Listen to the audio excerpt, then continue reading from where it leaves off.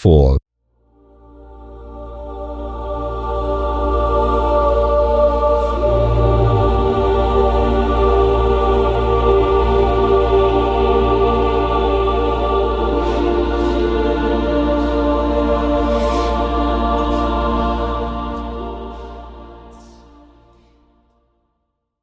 When midnight sounded from the belfry of St. Sulpice, the gates of Paris were still choked with fragments of what had once been an army. They entered with the night, a sullen horde, spattered with slime, faint with hunger and exhaustion. There was little disorder at first, and the throng at the gates parted silently as the troops tramped along the freezing streets. Confusion came as the hours passed. Swiftly and more swiftly, crowding squadron after squadron and battery on battery, horses plunging and caissons jolting, the remnants from the front surged through the gates, a chaos of cavalry and artillery struggling for the right of way. Close upon them stumbled the infantry. Here, a skeleton of a regiment marching with a desperate attempt at order, there a riotous mob of mobiles crushing their way to the streets, then a turmoil of horsemen, cannon, troops without officers, officers without men, then again a line of ambulances, the wheels groaning under their heavy loads. Dumb with misery the crowd looked on. All through the day the ambulances had been arriving, and all day long the ragged throng whimpered and shivered by the barriers. At noon the crowd was increased tenfold, filling the squares about the gates and swarming over the inner fortifications. At 4 o'clock in the afternoon, the German batteries suddenly wreathed themselves in smoke, and the shells fell fast on Montparnasse. At 20 minutes after 4, 2 projectiles struck a house in the Rue de Bac, and a moment later the first shell fell in the Latin Quarter. Braith was painting in bed when West came in, very much scared.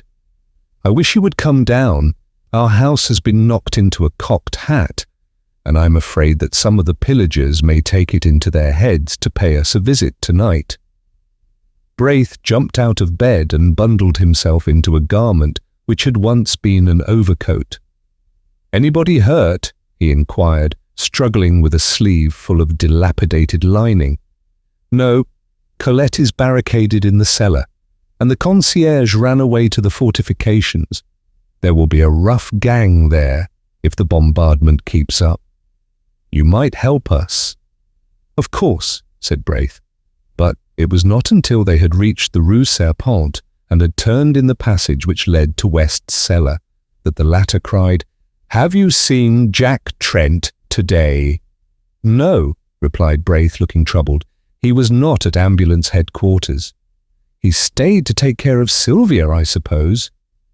A bomb came crashing through the roof of a house at the end of the alley and burst in the basement, showering the street with slate and plaster.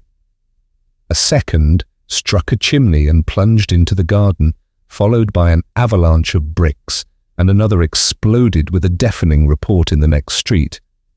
They hurried along the passage to the steps which led to the cellar. Here again, Braith stopped. "Don't you think I had better run up to see if Jack and Sylvia are well entrenched? I can get back before dark." "No. Go in and find Colette and I'll go." No, let me go. There's no danger." "I know it," replied West calmly, and dragging Braith into the alley, pointed to the cellar steps. The iron door was barred. "Colette! Colette!" he called. The door swung inward, and the girl sprang up the steps to meet them. At that instant, Braith, glancing behind him, gave a startled cry and, pushing the two before him into the cellar, jumped down after them and slammed the iron door. A few seconds later, a heavy jar from the outside shook the hinges. "They are here," muttered West, very pale. "That door," observed Colette calmly, "will hold forever." Braith examined the low iron structure, now trembling with the blows rained on it from without. West glanced anxiously at Colette, who displayed no agitation, and this comforted him. "I don't believe they will spend much time here," said Braith. "They only rummage in cellars for spirits, I imagine." unless they hear that valuables are buried there. But surely nothing is buried here, exclaimed Braith uneasily. Unfortunately, there is, growled West. That miserly landlord of mine. A crash from the outside, followed by a yell, cut him short. Then blow after blow shook the doors until there came a sharp snap, a clinking of metal, and a triangular bit of iron fell inwards, leaving a hole through which struggled a ray of light. Instantly West knelt, and shoving his revolver through the aperture, fired every cartridge. For a moment, the alley resounded with the racket of the revolver. Then absolute silence followed. Presently a single, questioning blow fell upon the door, and a moment later another and another, and then a sudden crack zigzagged across the iron plate. "Here," said West, seizing Colette by the wrist. "You follow me, Braith." And he ran swiftly toward a circular spot of light at the further end of the cellar. The spot of light came from a barred manhole above.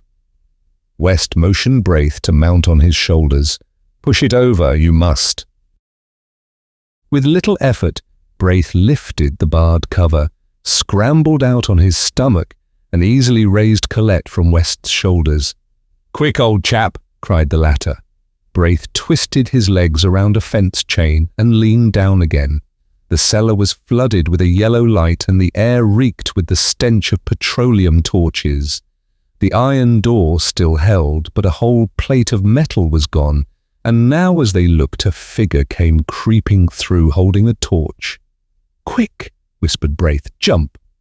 And West hung dangling until Colette grasped him by the collar, and he was dragged out. Then her nerves gave way and she wept hysterically, but West threw his arm around her and led her across the gardens into the next street, where Braith, after replacing the manhole cover and piling some stone slabs from the wall over it, rejoined them. It was almost dark. They hurried through the street now, only lighted by burning buildings or the swift glare of the shells. They gave wide berth to the fires, but at a distance saw the flitting forms of pillagers among the debris. Sometimes they passed a female fury crazed with drink, shrieking anathemas upon the world, or some slouching lout whose blackened face and hands betrayed his share in the work of destruction. At last they reached the Seine and passed the bridge, and then Braith said, "I must go back. I am not sure of Jack and Sylvia." As he spoke, he made way for a crowd which came trampling across the bridge and along the river wall by the d'Orsay barracks. In the midst of it, West caught the measured tread of a platoon. A lantern passed, a file of bayonets, then another lantern which glimmered on a deathly face behind, and Colette gasped, "Hartmann!" And he was gone. They peered fearfully across the embankment, holding their breath. There was a shuffle of feet on the quay, and the gate of the barracks slammed. A lantern shone for a moment at the postern. The crowd pressed to the grill, then came the clang of the volley from the stone parade. One by one the petroleum torches flared up along the embankment, and now the whole square was in motion. Down from the Champs-Élysées and across the Place de la Concorde straggled the fragments of the battle, a company here and a mob there. They poured in from every street, followed by women and children, and a great murmur, borne on the icy wind, swept through the Arc de Triomphe and down the dark avenue. "Perdue! Perdue!" A ragged end of a battalion was pressing past, the spectre of annihilation. West groaned. Then a figure sprang from the shadowy ranks and called West's name. And when he saw it was Trent, he cried out.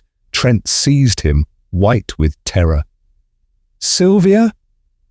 West stared speechless, but Colette moaned, "Oh, Sylvia, Sylvia, and they are shelling the quarter." "Trent!" shouted Braith, but he was gone, and they could not overtake him. The bombardment ceased as Trent crossed the Boulevard Saint-Germain, but the entrance to the Rue de Seine was blocked by a heap of smoking bricks. Everywhere the shells had torn great holes in the pavement. The café was a wreck of splinters and glass. The bookstore tottered, ripped from roof to basement, and the little bakery, long since closed, bulged outward above a mass of slate and tin. He climbed over the steaming bricks and hurried into the Rue de Tournon. On the corner a fire blazed, lighting up his own street, and on the blank wall, beneath a shattered gas lamp, a child was writing with a bit of cinder. Here fell the first shell. The letters stared him in the face. The rat killer finished and stepped back to view his work, but catching sight of Trent's bayonet, screamed and fled, and as Trent staggered across the shattered street, from holes and crannies in the ruins, fierce women fled from their work of pillage, cursing him. At first he could not find his house, for the tears blinded him, but he felt along the wall and reached the door. A lantern burned in the concierge's lodge, and the old man lay dead beside it. Faint with fright, he leaned a moment on his rifle, then snatching the lantern sprang up the stairs. He tried to call, but his tongue hardly moved. On the second floor he saw plaster on the stairway, and on the third the floor was torn, and the concierge lay in a pool of blood across the landing. The next floor was his, theirs. The door hung from its hinges, the walls gaped. He crept in and sank down by the bed, and there 2 arms were flung around his neck, and a tear-stained face sought his own. "Sylvia! Oh, Jack! Jack! Jack!" From the tumbled pillow beside them a child wailed. "They brought it. It is mine," she sobbed. "Ours," he whispered, with his arms around them both.